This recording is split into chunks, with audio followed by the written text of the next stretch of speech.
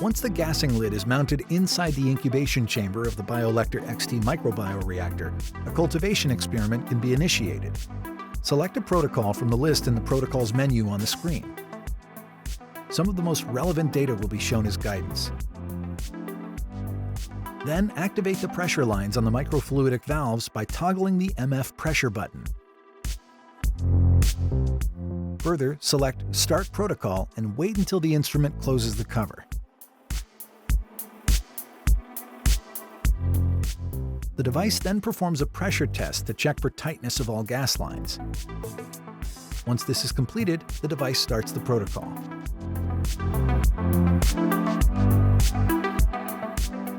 To stop an experiment, select Quit Protocol and wait until the cover is open. Please note that this may take a while because the running measurement cycle will be completed prior to abortion. Then depressurize the microfluidic valves by deactivating the MF pressure button.